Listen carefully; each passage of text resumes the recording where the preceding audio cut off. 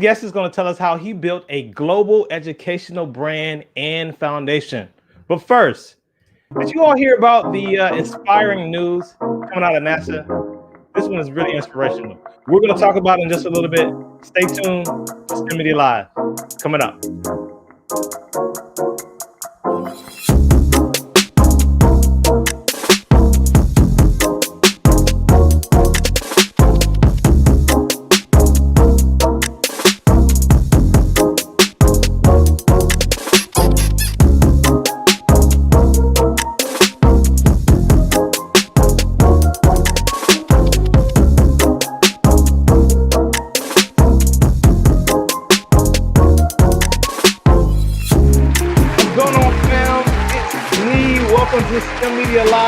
I'm your host, Dr. IMAG. This is the place we chat with some of the most inspirational and creative people in the STEM community. I'm excited, y'all. I'm excited. I'm pumped. Why? Because tonight is no exception. We have a phenomenal guest coming your way.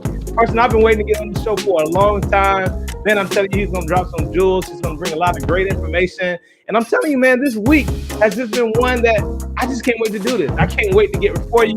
I can't wait to bring you some creative and inspiration. I can't wait to get from you. It's really mutual. I always say it's something inspiring about inspiring. So listen, I thank you from the bottom of my heart for watching this right now live. If you're watching it on replay, shout out to you. And if it's the first time you've ever been in STEMedia, check it out. This is the best time, a good time for you to hit subscribe, for you to like this video, comment below, hang out, and let us know what's the best part of this episode. But before we bring our guests on, we're going to kick things off as we have begun to do with our brand new segment. Y'all have seen it before. Maybe you've heard it. And as a coincidence, it's actually called, did you hear that? Did you hear, family, that Alyssa Carson, the 20-year-old from Hammond, Louisiana, she became a student astronaut, and she was the youngest person in history to pass all of NASA's aerospace tests. That's right. She got her pilot's license at the age of 18 and is now preparing in hopes to be the first human to travel to Mars. I can tell you Mars is inspiring a lot of people, and obviously this has inspired her, and she has gone on to accomplish something that I can tell you is inspiring me. Check out her official page called NASA Blueberry, Alyssa Carson. She says that ever since she was a little girl, she had her heart set on the stars. At only the age of 3, she told her father, "Daddy, I want to be an astronaut." It makes me think about the incredible things that my daughters are saying to me right now. And wanted the people to go to Mars. That's what she said at a young age. He had no idea that this seemingly offhanded statement would actually become the birth of meaningful, lifelong endeavor. I checked out her LinkedIn page, and I encourage you all to check her out as well. Very inspiring young lady to be able to obtain so many achievements. Now, in case you didn't know, astronaut training is something that has been compared to Naval SEALs training. Yes, it's very, very hard to pass those things, and she is well on her way. I thought about it one time, fam. I'm not gonna lie. I thought about going out to be an astronaut until I decided to run a 5K, and then I realized maybe it isn't meant for me. But that has nothing to do with Alyssa Carson. And so right now on STEMedia Live, you just want to make sure you all heard about this inspiring young lady, this 20-year-old who at this point is well on her way to become an astronaut, and she has a goal of attending or going to Mars in 2030, right now having passed all of her NASA aerospace tests. So shout out to you, Alyssa. Shout out to everybody that is also pursuing that goal, who want to achieve things similar to her. You can do it. Alyssa can do it. And hey, why not I? All right, that concludes our segment.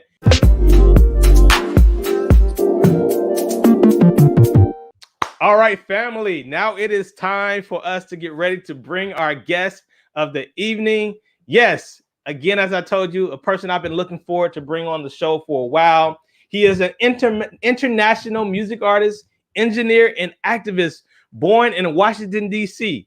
Melanin, a.k.a. IMAG Brown, found a passion for music at a very young age. Now, with more than 15 years of music experience, writing, producing, performing, IMAG continues to use his passion for the arts to inspire young people around the world, globally, y'all. Prior to releasing his debut album, the Melanin King Project in 2015, Lamont founded the Swaliga Foundation in 2012 to connect schools, businesses, and universities in effort to improve the lives of youth around the world through science, technology, engineering, arts, and math education.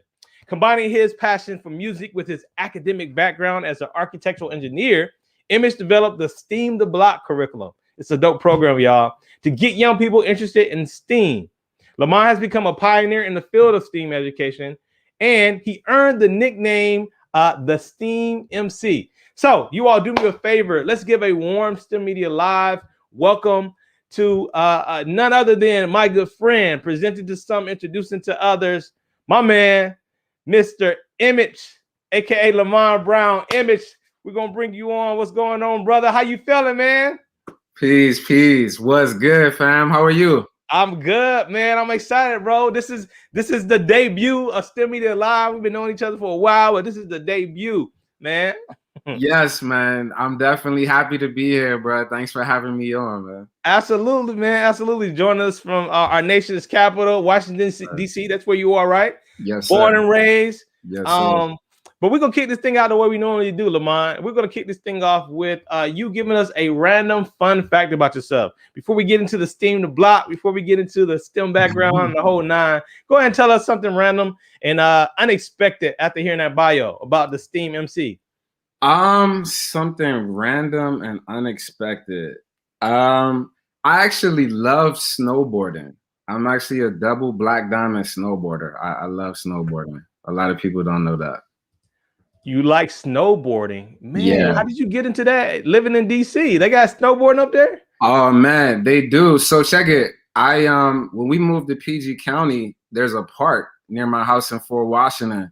We used to go with like these random toy type snowboards, me and my pops. Yeah. We would just practice going down the hill, man. And over time, we just kept getting better and better. Now we got our own equipment. We go hit the mountains. We're going straight to double black diamond. It just kind of. Oh man. That, like, is it similar? I've always wondered this, man. Like, is it similar to skateboarding? Like, do you skate at all, or is it completely different in your opinion? You know, I tried skating and I didn't stick with it. That's a little tougher. The snow is a little bit more forgiving than that concrete. I will say that. Oh man, I bet. I bet. But the skill set is the same, bro. It's a lot like you know, skateboarding or even surfing, I would say. Similar. Got you. And your feet are like locked in, right? Like you can't like, it's not like you like getting the momentum. No. You just gotta like move your body pretty much, right? It's all body motion and momentum. It's all in your legs. Yeah, your feet are fixed, locked in. Yeah. You just gotta, Dope. Yep. Hey, well, y'all show some love for Lamont Emcee, giving that random fun fact. I had no idea about that, man. I thank you for sharing that on STEMedia Live. One day I'm gonna have to go and hit the slopes, man. I'm telling you, I've never done it before, but I definitely am interested. You got to, man. You never been skiing at all either? You know, I never been skiing. I was supposed to go one time. I think something happened, it got canceled, man. But I gotta make that happen too, bro. Got to, man. We're gonna make that happen. It's definitely a ball, bro. It's fun. Okay, cool, man. Well, awesome, man. If you're watching us, if you're joining us, this is Lamont Brown, aka Emcee, the STEAM Emcee. Bro, you from Washington, DC, man. Whenever I think music, Washington, DC, obviously I think of go-go, man. You know what I mean? I think about go-go music. I was actually not introduced to it until college, right? Like I went to college in the South, and some brothers from DC, man, they was like, I was playing the bass guitar, and they were like, yo, can you come join our band?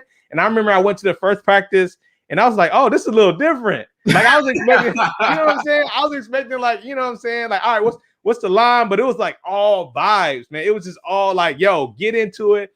Let's feel it. You know, what was your early introduction to music? Was it go-go? Was it something else? Being from Washington, DC? Give us those early days. Oh, man.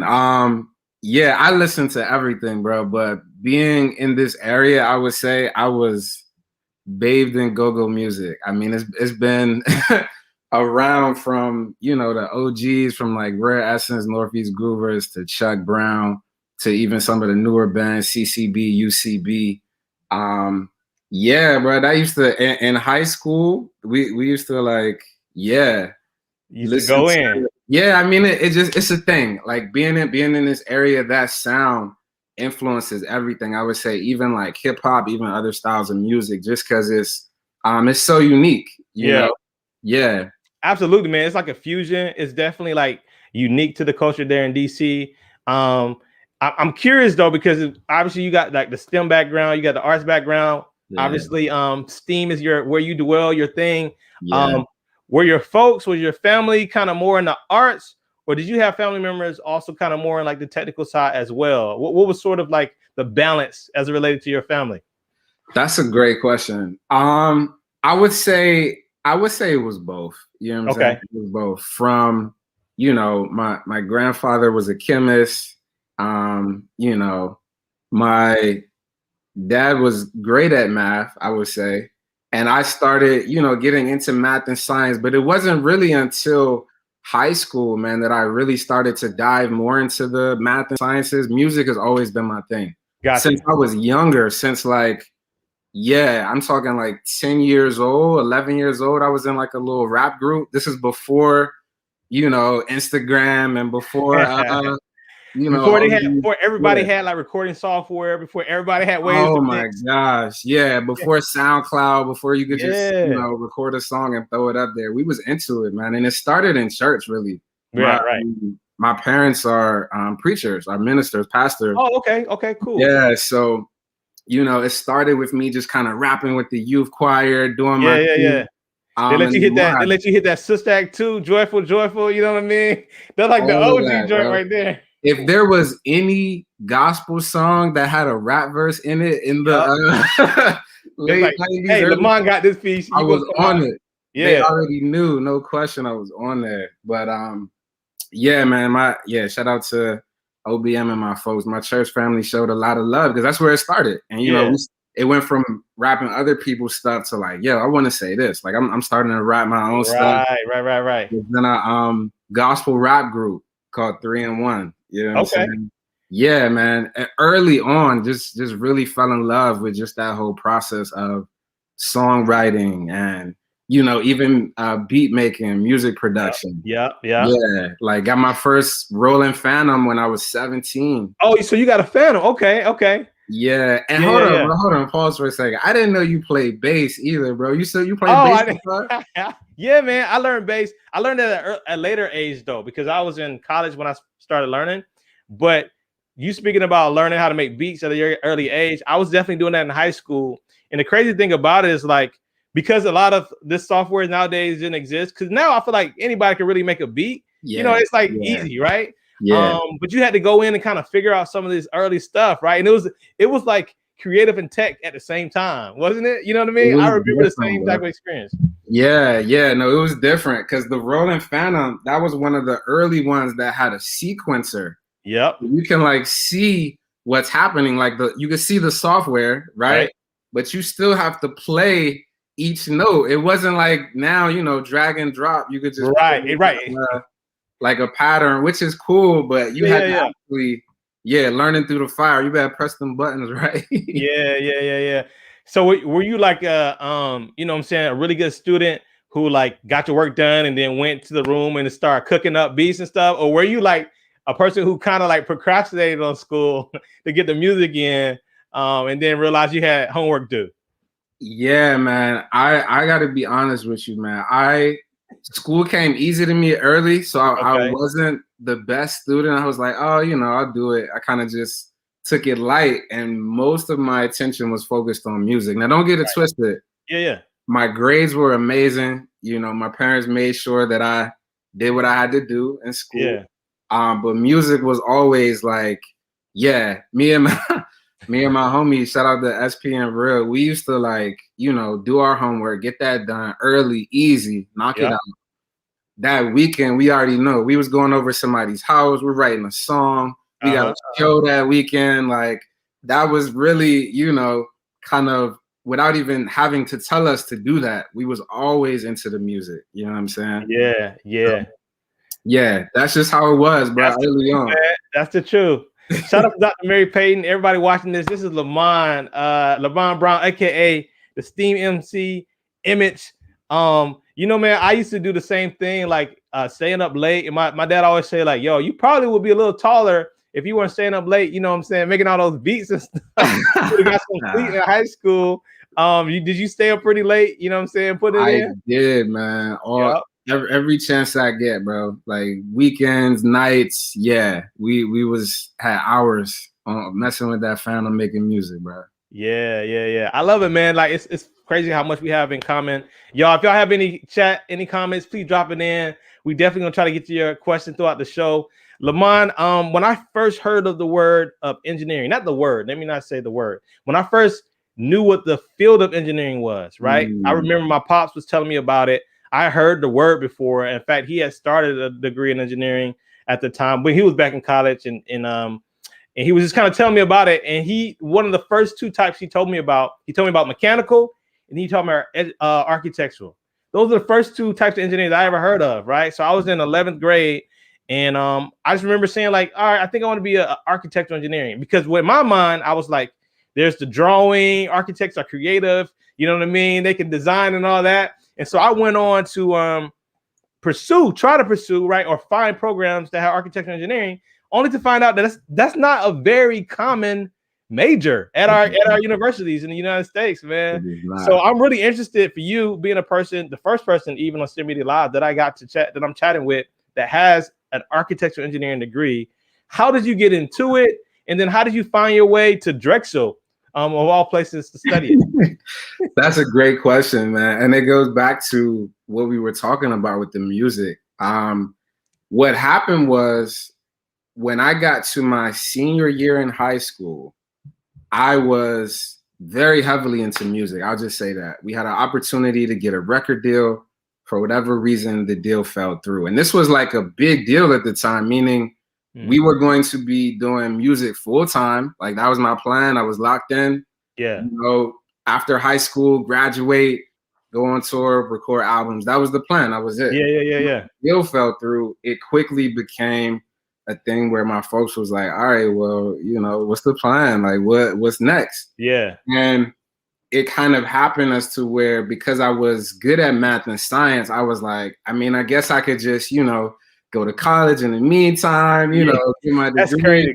College was the backup. Like, yeah, you know. Yeah, that was my second plan. That was my backup plan. And then what's crazy, I was really good at drawing as well. And I used to like design houses, and I don't know what type of kids used to make blueprints, but I was that kid, you know what I'm saying?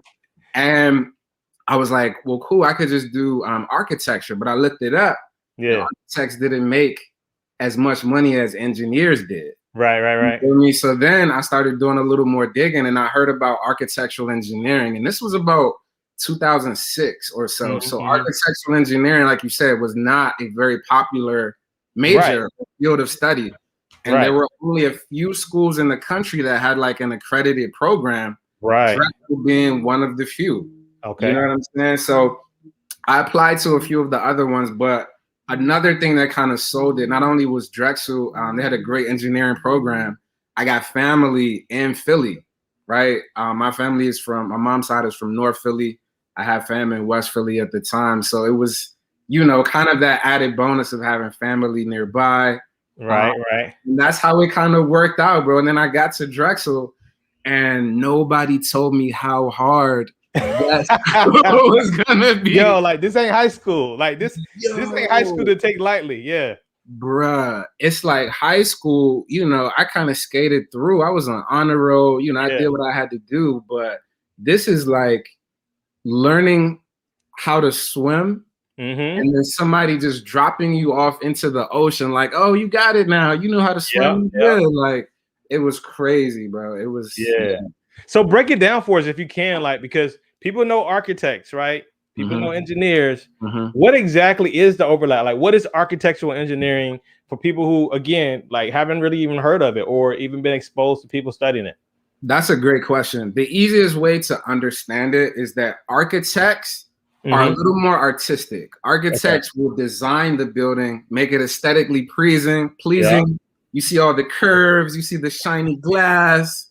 You know, the architect is more so focused on the aesthetics of the building, whereas the engineer This wants it to stand up and not to fall on people, right? The engineer is a lot more logistical and strategic. Now, when you put those together, I had to basically study 5 different disciplines of engineering, which again, nobody told me that. Well, HVAC, I mean, you had to do mechanical, you had to know the electrical stuff. Electrical, structural, mechanical. I even did some fire protection engineering as a career as well, you know? But I had to delve civil. It's very closely related to civil engineering. Right. Which is my background, by the way. It's crazy how much you got. That's my background. Yeah. So you already know, even just civil alone, bro. Like in some of those classes, I'm just like, what in the world? You literally have to, as an architectural engineer, when you go into a construction site, you're kind of like a general foreman because you really have to understand what's happening with each layer of that building. Or if it's a bridge or whatever, you have to kind of know each part.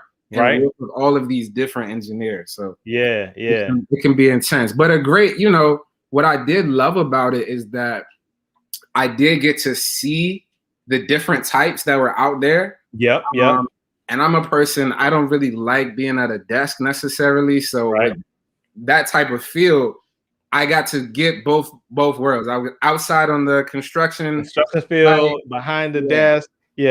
It was both. I did appreciate that, but it's tough. You gotta really love it for sure. Yeah, no doubt. Man, I have this other question about college, and I like to ask people this question. You know, we all have that class or those times where it's like, yo, this was the make or break. This was the gut check. You know what I'm saying? This was the project or the moment where it was just like, ooh, do or die. So I'm wondering if you have any stories or classes from college that made you into a man, if you want to say it that way. And then also like, as a music person, right? As a person with background music, what was some of your like vibes back then that like really got you going, that you remember back in your time in college, that really sort of was like your warm up, your hype songs as you were going into these exams and taking these tests? That's a loaded question, man. I have a lot of different answers to that. I want to get it all, man. I want to get it all, man. No, this is good because this really leads to the story of how and why I founded Swaliga. Okay. Because what happened, by the time I got to my 3rd year at Drexel, mind you, I had went from, you know, doing music every day to like that. It wasn't a hobby for me. Like we were performing different places up and down the East Coast. We were recording music. And then I got to college, and obviously I didn't have access to a studio anymore. I didn't necessarily know anyone else that did music. Again, it wasn't that popular to be a rapper at the time. So I struggled with that. Even it wasn't later until I realized that it was because I wasn't doing music, that I wasn't using my outlet, that I wasn't really working in my passion, that my mental started to show. You know, I didn't really care as much, started missing classes. Later I looked at it like I was mildly depressed. Like I just didn't really want to be around a lot of people. You know what I'm saying? I had my close circle, but what happened, you know, we started throwing parties. We started doing whatever, but like I just didn't care. It was bad. Wow. It got to a point where I had a meeting with the dean of my school, the dean of engineering. He called me into his office. And we had that talk. Like he looked me in my eyes and said straight up, he was like, we're at the point now where if you don't do something different, you won't be here next year. And then he told me straight up, like, you have to let me know, like, what do you really want to do? Like, do you want to finish? That gave me a lot to think about. That was my gut check, my do or die time. And mind you, right. Because your grades were slipping. I guess your morale for the most part was really draining at that point. My grades were a reflection of that. I was on academic probation at the time. And I have no problem talking about this stuff too, because I think it's important for engineering students, anybody that's in these types of technical science fields. First of all, understanding that it's not easy. No matter how good of a student you are, no matter how intelligent you are, it's that process that really weeds out. I mean, you're to give people an idea of what I'm talking about. In our freshman class, you had maybe, 1,000 kids. Yep. That winded down to, by the time I graduated, it was probably about 50 of us. It's crazy, man. They're not lying when they say look to your left and your right. You know what I mean? Like only one of you, probably going to still be here. Yeah. So you saw that. You saw the numbers like dwindle. I saw it for myself, and I had to make that decision too. And what happened, I talked to my folks about it, and for me personally, I just don't like to leave things unfinished. And I was like, I done put 3 years in already. Granted, it wasn't my best 3 years, but I was still in there. I was still. You were closer to the end than you were to the beginning. Exactly. I love that. That saying, like, you get to a point where the only way to make it out is to go through it. That's literally, the only way to actually make it happen. So I sucked it up. I went back to my dean. I was like, yo, I want to finish. This is my plan. This is what I want to do. And then it was like kind of back to back, because what happened was, not only was I, on academic probation, I'll just say it was a lot of stuff happening off campus as well that was like kind of, distracting me or taking me off of where I needed to be. And fast forward, long story short, it really happened. I got into it off task, off my purpose, not where or doing what I was supposed to do. And I got in trouble with the law, and as a result of that, I found myself in a courthouse, basically talking to a probation officer that was trying to get me to, understand what I needed to do for a program, because it was my first offense. They were offering me a deal.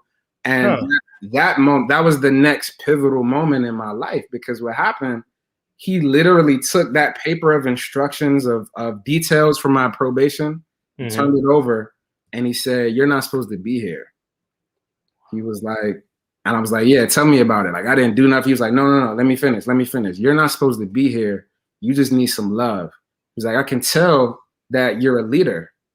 I can tell there's a lot more to you, but you're searching right now. And then he starts to write notes on this paper. He's like, you're going to want to remember this. And he's going into detail. He's speaking all these things into my life, telling me that I'm supposed to help people. I'm supposed to be wealthy, that I'm supposed to do all of these things. And then the last thing that I remembered that always will stick out, that changed my life, he said, you're supposed to shepherd an organization to help your peers find their purpose. And then that was it. He didn't tell me what the name of it was supposed to be, what our mission was supposed to be. Right. And then to top it all off, he said, you don't even have to believe what I'm telling you, but if it resonates with you, then I was supposed to tell you that. So I'm sitting here in this hallway in the courthouse in Philadelphia, talking to this complete stranger, nearly in tears, as this man is like speaking into my life. Wow. And that day, I'll never forget it. April 20th. We're coming up on, this was in 2011, bro. We're coming up on a 10-year. So you about to hit 10. Wow. Yeah, no, exactly 10 years. I didn't even think about that until I literally just told you. That's crazy, man. Look at it. Look at it. Full circle. Yep. Full circle, bro. And then, fast forward, that was in 2011 in April. So fast forward, I went to St. Martin with my aunt and my cousin, and I had been thinking about this thing every day. Real quick, you were able to get back on track, kind of following that? Like, were you able to go back to school? I know it probably wasn't immediately, but like, were you able to kind of correct the course? Changed my trajectory even more so than the conversation with my dean. Okay. So that kind of got me, all right, I need to refocus. I need to recalibrate. Yeah. It was like a chain of events that kind of helped get me back on it wasn't immediate. Okay. It was a series of things. So after, this trip, I find out more about, the mission of what we can do. I'm like, I want to work with kids. I love the arts. I want to give that to young people. And then, Swaliga was born, at least the idea of it was born. And then around that same time, I started to find out that there was a studio like a block from where I was living off campus in West Philly that I had no idea that was right there. I started working at the studio. I started getting back into music, and that kind of just changed my whole energy, and then even the people that I was around, my current chairman of our board of directors, I met at Drexel University around the same time. Shout out to my homie Adrian Liu. He walks into the CAD studio at the engineering lab with a guitar on his back. So I'm like, all right, I gotta like, what's up? Right, Dude? right. Another musician up here in the engineering lab. Hold on. There's another Gotta somebody. He must be a little different like me. different, yeah. Yeah. I gotta know who this dude is. So Yeah. all of those things, a combination of that changed my trajectory. Thankfully, I graduated 2012, June, got my degree, came back to Washington, D.C., and just hit the ground running. We had our first event August of 2012, and Swaliga was born. Wow. Wow. I agree with Miss Full Redemption. What a turnaround. What a story. Shout out to the officer that really has spoken to your life too, man. We definitely need people who are able to see the potential. He obviously saw the potential in you. He didn't come and just be like, oh, here's another one. He definitely saw something in you, and that's amazing. No, it is, because he definitely didn't have to do that. That was well outside. And then when stuff like that happens, that's just a reminder for me that there's a much bigger purpose, right? Like there's a much bigger thing happening. Absolutely. Because none of that has to happen. You know, Right. he could have just gave me my paper, told me to go on my way. But that moment definitely changed my trajectory. Yeah. And Swaliga helped save my life. I can literally say that for sure. I love it. I love it. So you found your purpose in that. Y'all, this is Melanin Brown, aka Image, the STEAM Emcee. I agree with the comment here. What an amazing and inspirational journey. Something that I know that people who watching this, if you can relate to this, y'all continue to give him just some encouragement, because there's something inspiring about inspiring. And I think the fact that you started an organization to help other people find their purpose was sort of like symbiotic, because you were finding your purpose in that organization. That's the crazy thing, right? It was definitely a mutual exchange there. And so I'm wondering if you can, man, go ahead and like explain first of all, what does the word even mean? You know what I'm saying? So Swaliga, because people hear it and obviously it gives off some motherland vibes. You know what I'm saying? So you gotta give us that. I know on Instagram is Tribe Swaliga. So break the name down and then tell people against the quick elevator pitch of like what the organization is in total. Absolutely. So Swaliga, the word itself derives from the original tribal language of the island of St. Martin, before it was called St. Martin. And it means passion. To me, it speaks to the passion of the people. And that's what we do, is help young people find their passion, whatever it is, you know. And I love the name Swaliga because it is, you know, it doesn't have like a language connotation. It really just is a word that speaks to you where you are.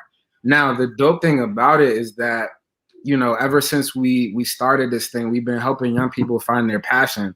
And we do that in a number of ways, but it's mainly through STEAM education.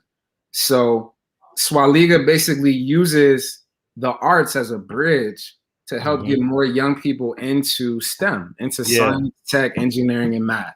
Right. Because what we found is that not only do you have to speak their language, but the young people now have their own, it's like their own culture, and the art is a big part of that.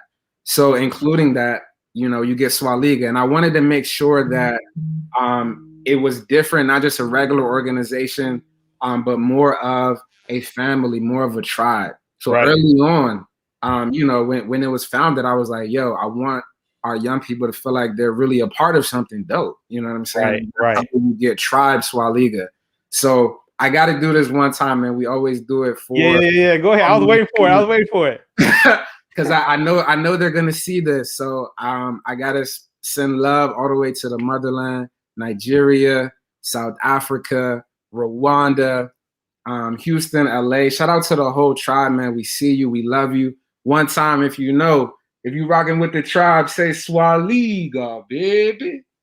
I love it. Swaliga, babe. I remember you did that at our recent STEM Poetry Slam. Again, I want to thank you publicly for coming through, and to some people, you know, who rock with the tribe, man. Part of the tribe participated. That was a phenomenal thing, man. Yes. And you know, when I think about when you started, again, just another connection. STEMedia also started in 2012.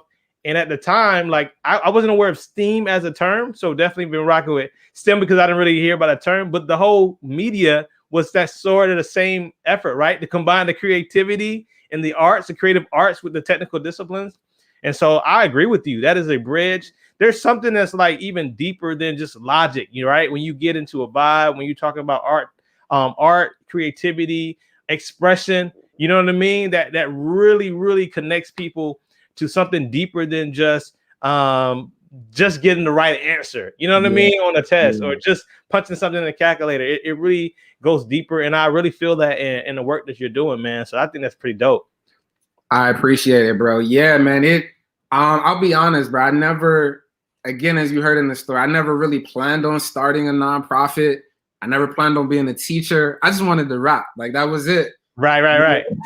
All of these things kind of happen out of necessity. And I think even just blending the arts with STEM, that kind of happened out of necessity as well. And I started to understand why that was so important to these young people, you know, and that's how even the STEAM the Block program was birthed, right? And it started as just, you know, a couple of workshops here and there to now we run after school programs. We do cultural exchange programs. We've taken young people overseas, and we do monthly digital exchange. We do free online programming. We've helped tens of thousands of kids to this point, and it really just comes from all like-minded people who understand why this is so important, why we have to get these young people not only interested in STEM, but I think the deeper thing is doing something that they're passionate about, doing something that's productive. No doubt. Now you gotta give us a little bit of the story in terms of building an organization, though, because I guess you started it the same year you graduated from Drexel. Is that correct? I did. Right. And like, you know, like, what did you know at that point? You know what I mean? Like, you know, I'm sure you had like entrepreneurial probably like aspects of your character and things that you've done even from music back in the day. But like, how does one even begin to go global? Like, how do you begin to even make, because that's the name of, you know, the podcast here or the show, you know, you built this global brand, this global foundation. You got people, again, who came through our slam representing, you know, from Africa. You talked about the name being from the Caribbean. Like, it's just crazy how you have been able to really have a reach, right? After starting this as essentially a college student. Right? So give us a little bit. I know we got people in here that got organizations. Shout out to Dr. Mary Payton. I see you, 90s R&B lover, the Black Math Academy. Talk a little bit about how you even got that global reach from something that really started at such a young age. So 2 things. I'll give you the quick answer to that, and then I'll work my way back. Okay. When I travel, I'm working. I'll just say that. When I travel, I'm working. And what happens when you're like, you got to understand, when I had that conversation on April 20th, 2011, my mind was just on overdrive ever since that moment. So literally everybody that I talked to, everybody that knew me, like, that was what we were talking about, is Swaliga. So, you know, even traveling to St. Martin, traveling to other countries, I'm always looking for connections and looking for people that I can partner with, people that I can collaborate with, just understanding not only the power of connecting with people from a different culture, but how important that is for my young people as well. And that became a goal early on. I was like, yo, this thing has to be international. Just the way our society is moving, our people right. We're all connected. You know what I mean? Yeah. We're all connected. And I think what you'll find is when you travel, you can make genuine connections. Like, I know we have social media and we have like the internet, and that's cool. That's a big part of it as well. That's how we stay in touch. Yeah. When you go to a new place, I've been blessed to meet some very dope people, very genuine people that understand the mission, understand what it is, and have helped us be able to set certain things up. So that's the quick answer. No, that's a good answer too. And I want to hear the other part, but like, that also shows that like purpose is not temporary. It's not like you shift into your purpose and you out. Like, you're traveling, right? And you're still, even as you travel, vacation, whatever you're doing, you're like, yo, I'm still about this life, right? You know, like, this isn't just something I'm doing to maintain a personal brand back in the States on social media. Like, I'm really trying to be out here inspiring and connect with these young people. So you said a lot, even though you said that's a short answer, like, that alone is a lot, you know, staying in that purpose no matter where you go. And so I appreciate you for sharing that. I hope some people got some inspiration like I did from it. Yeah, no, definitely, man. Definitely. It's become a part of who I am. Okay. Right? So I like that. Even so going working my way back. Once I graduated and came back home to DC, I didn't know anything. That was another question you asked. Like, what did you know? How did you? I'm not even gonna sit here and stunt. I didn't know anything. I was eager and willing to learn though. And so my dad has owned a detail business for the past 20 years here in Maryland. Shout out to Pro Wash. So I've been able to see what an entrepreneur looks like, okay, you know, what they think and move like. I worked in the family business. And even as I came home, I was managing one of our shops. Like that was my job, you know, as I'm figuring this thing out. Right. Okay. Bounced around to a couple different engineering jobs. And it just wasn't for me. You know, I quickly realized that I didn't want to be an engineer. And it got to a point where I'm sitting on a construction site in my car. Mind you, I'm supposed to be doing a nuclear density gauge test for this construction company. And I'm sitting in my car freestyling to instrumentals, bro. It was bad. It was like, everyone's like, where's Lamar? Where's Lamar? So I quickly knew that I had to kind of figure out how to do this at a more do it in a more effective way and increase our impact, because I was kind of fighting that battle of I want to do this, I want to do these great things. My parents and family like, yo, you got to get money, you got to get a job. Like, how are you going to do this? How is it going to work? I didn't have the answers. So what I did, I went to volunteer at the Boys and Girls Clubs of Greater Washington. Okay. I met a young lady while working at my dad's shop that was like, yo, you need to go talk to this guy, Tony Small over there. He's running their arts program. I went and talked to this guy and he became my mentor. Fast forward, you know, and he basically understood. He was like, yo, I love what you're doing. You know, we got a music studio here. Nobody knows how to run it.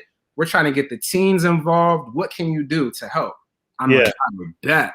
So, you know, that's when we really not only had like some traction, but Swaliga started to kind of blossom into what it is today. Because what happened, we used that music studio as the bait or the glue, if you will, to get young people in. And not only that, but we showed them how it related to math and science and physics and everything else that, you know, they have to learn in school, but don't necessarily receive it in that way. Right. Or it's presented in a very dull way. Yeah, that's it. And that was literally how STEAM the Block was birthed. It was with these teens, that first little group saying, yo, we want to learn how to rap. We know you rap. Or we want to learn how to record music. Some of them were in there. I taught them all of those things and then just showed them how it related. And from there, they were locked in. And the attendance went from, it just doubled, 5 to 10 to 20 to we couldn't even get anybody in the room anymore, the little studio room we were in. And I was like, this is it. Like, this is what STEAM the Block is, the movement. Like, that's what we have to keep doing. The music, the digital arts. Right. Like, that's what really is going to pull them in to let them even know that they're interested in STEM in the first place. Yeah. Because you're right. Like, sometimes it's not a matter of like the talent. It's not a matter of even sometimes they don't even know if they like it or not. It's just hasn't been presented in a way for it to have a fair shot of consideration for them. And so I think that's really cool that you've been able to do that through STEAM the Block. Yeah, man. It's been I would say it's been a give and take because they've blessed me too. Like the young people that we work with have told me so much about myself, so much about STEAM, so much about what needs to happen, you know, that it definitely was a labor of love. And then from there, we developed this program in DC at Northeast Clubhouse 14 on Benning Road. Okay. And that blossomed to all of the Boys and Girls Clubs in DC, Maryland, and Virginia. Man, by the time we got to 2017, I was there for about 4 years, but 2017 is when I finally went full time with Swaliga. I was like, yo, this is it. Okay, man.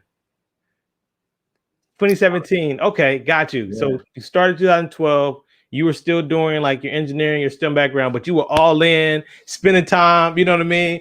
working and then working after work. I know that life, man. Trust me. I was I not know exactly what sleeping, you're bro. talking about, man. It's not a good thing. I was not Yeah. sleeping. Yep. Hey, man, shout out to the Black Math Academy, my brother out there. He's a homer. He used to live in Tacoma Park, Montgomery County. Went to Carroll in DC. Sounded familiar? Love it. Oh yes, all of that is familiar. Yes, Tacoma, Montgomery, all of that is right in the area. Yeah, definitely. Yeah. I'm in PG County, but yeah, all of that is, you know, that's the area. That's the area. Yeah. Hey, y'all, this is Melanin Brown, aka Image, the STEAM MC. Speaking of all the different ways that you've been able to teach the creativity, we got this segment here that we're about to bring up. It's something where you're going to get a chance to break down a little bit for us. It's called School Me. School Me. School Me. All right, here it is. Image, right? We got this segment where we just put a picture on the screen. We're going to let you break down for us. I believe you got a little lesson for us, not just STEM and STEAM, but also as it relates to business, man. Go ahead and break down. What are we looking at? Absolutely. And I'm glad you pulled this up too. So what we're looking at is a demonstration of two types of pressure. Okay.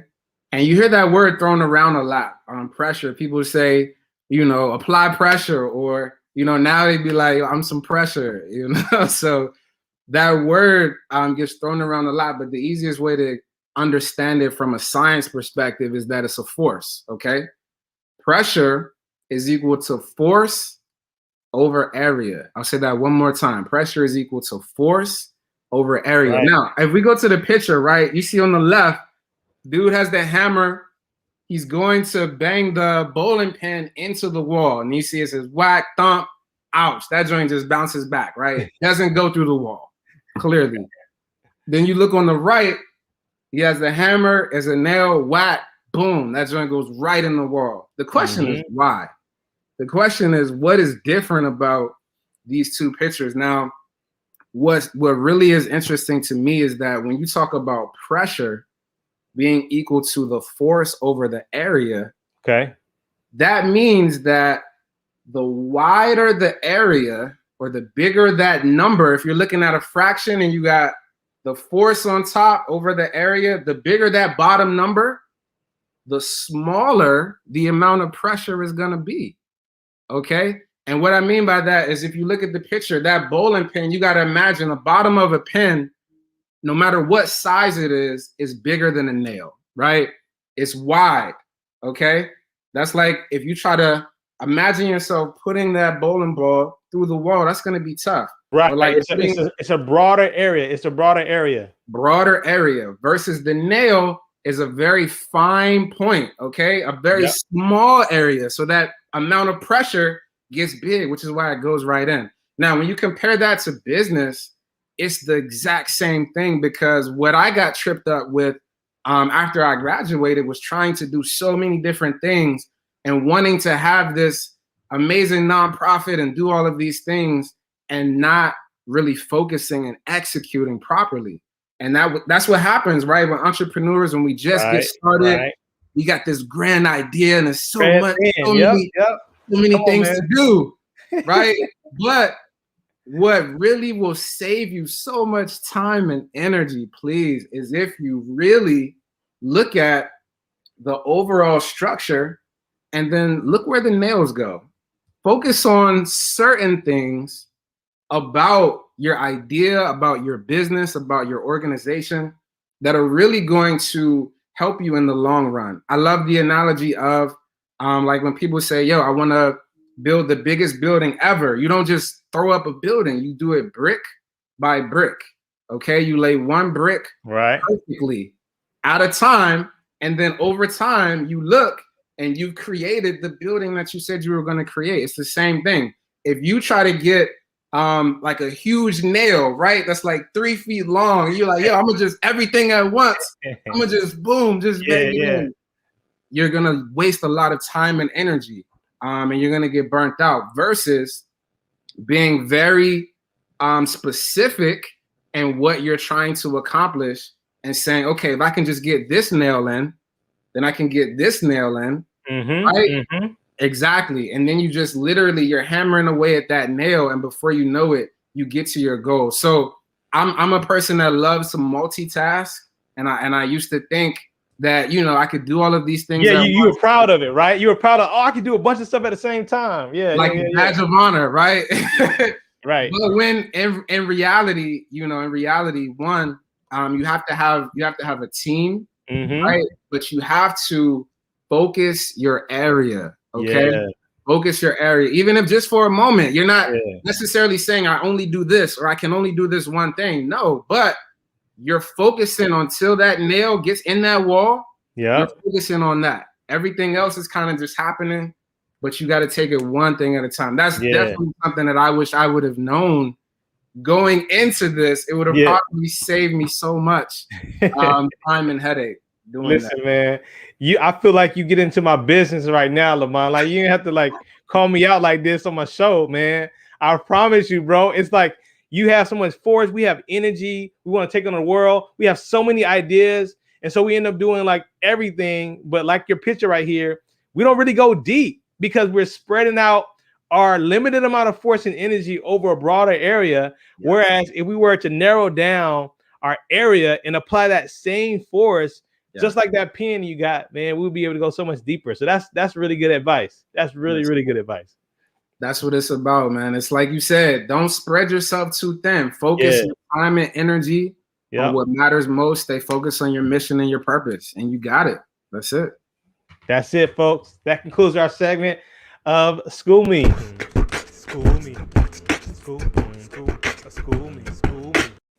Yo, Lamont, I'm gonna have to get you to help me remix that a little bit. You know what I mean? I like that. Have to get a little different drop. You know what I'm saying? I got you. Yeah. Well, yo, man, you've been great, man. And I just want you to continue to maybe give us just a little bit more advice. Of course, we want to hear about, you know, STEAM the Block. I think you got some stuff coming up. But maybe you can bring that in, but also like I'm just loving the advice you're giving. So maybe you can drop a little bit more advice on somebody who's looking at what you have going on and saying like, you know, I want to do something like that. I have these ideas. You already told us don't spread ourselves too thin.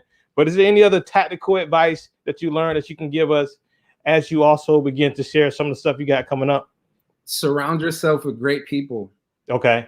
If you understand that you're literally a product of the people that you're around. I tell my young people all this time, I say, know your purpose.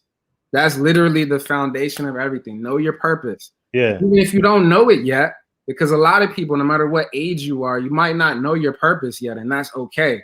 People are like, well, how? Like, where do you start? What do you do? You surround yourself with like-minded individuals that have found their purpose, that are actively walking and operating in their purpose. And what happens, not only do you start to assess yourself and start to understand more of your purpose, but that starts to rub off, right? And you start to get in alignment with that type of frequency, and you start to move. So I always encourage people, surround yourself with greatness, know your purpose, surround yourself with people that know their purpose. Yeah, that's really good, man. I like to say to people, you know, if you're still searching, like serve a purpose. And I think that's what you're saying, like, because there are people who, you know, like you said, know their purpose, they're passionate. And if you just get around them, you know, support their purpose, serve their purpose, you know what I mean? And in the midst of that, your eyes will begin to open, you begin to learn more about yourself. And then pretty soon that purpose will have clarity for you as it relates to your life and what you're supposed to do. So I think you hit the nail on the head. Look, pun intended, hit the nail on the head. Exactly. With that one, man. So yeah, what you got going on? What's coming up, man? STEAM the Block curriculum. What's coming up with Swaliga Foundation? Absolutely, man. Swaliga is doing a big Earth Day event this Saturday, April the 24th, 10 a.m. Eastern time. We'll actually be in Potomac Gardens in Washington, D.C., but anybody can tune in. This is our digital exchange. So our students from the different countries, as we mentioned, will be tuning in. We're learning all about aquaponics and agriculture this month. So we'll be doing a lot of cool things, showing you how to set up a very simple aquaponics display or system that you can build at home for a very low amount of money. And this is something that's very important to me because I'm interested in learning how to grow my own food. And I know that this is something that all of us need to know in order for us to be self-sustaining We're pushing our young people towards self-sufficiency in all things, financially, economically. Food and energy are a big part of that. So this Saturday, we're doing a big workshop. Definitely want you to tune in. You can register for free at swaligafoundation.org. We'll share out the info. Make sure you're following us. That one's going to be fun.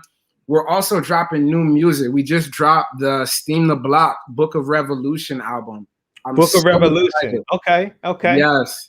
I'm so excited. You know, I've been doing music a long time, but in this album, I literally took my first year of engineering school and put it into a hip hop album. And it just, nice. It's like how we were breaking down pressure. Yeah. And comparing it to business.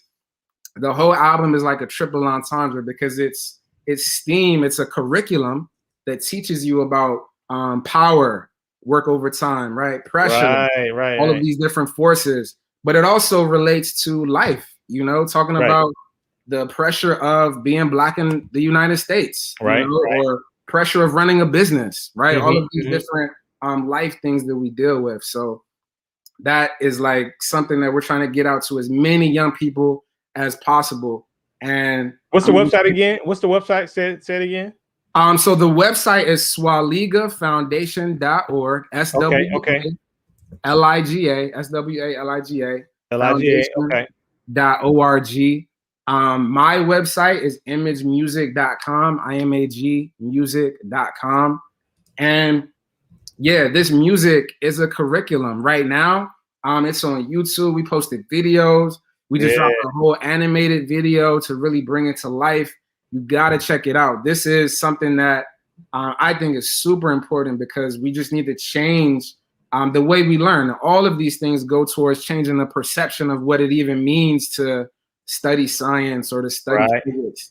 You know, I'm gonna kick something for you real quick. I said, okay, yeah. Oh, no doubt, y'all. Hey, y'all gotta give some love in the chat, man. This is a treat on the spot. Go ahead, man. It's all you. I said, same pressure that could lift a plane, same pressure that caused pain. Static or dynamic, we all feel it on this planet. It's the force over that area. We breaking down these barriers like we riding around in a bulldozer. We too heavy. Who gonna hold us?